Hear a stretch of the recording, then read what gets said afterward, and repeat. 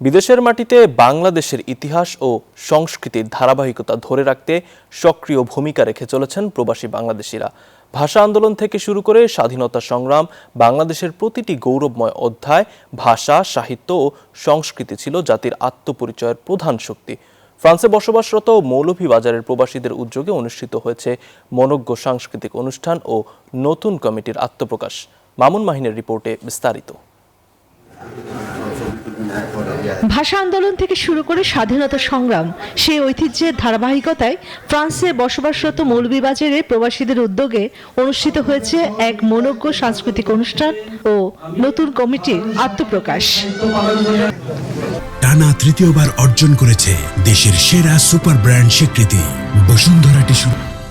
ফ্রান্সে আবারভিল শহরের BD community হলে আয়োজিত এই অনুষ্ঠানে সভাপতিত্ব করেন মোহাম্মদ আফজাল হোসেন। শাহ মিলাদুর রহমান জুমার ও আজিজুর রহমান আপনের যৌথ সঞ্চালনায় অনুষ্ঠানটি প্রাণবন্ত হয়ে ওঠে।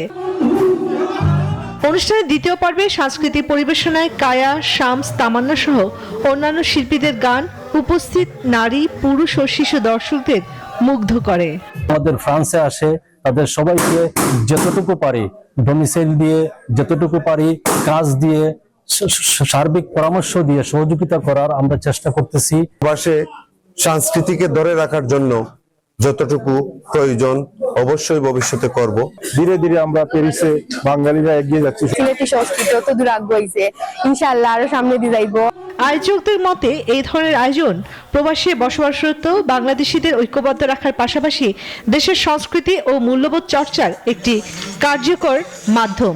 ভবিষ্যতে আরও বৃহৎ পরিসরে এমন আয়োজন অব্যাহত রাখার আশাবাদও ব্যক্ত করেন তারা। Desk report, news 24।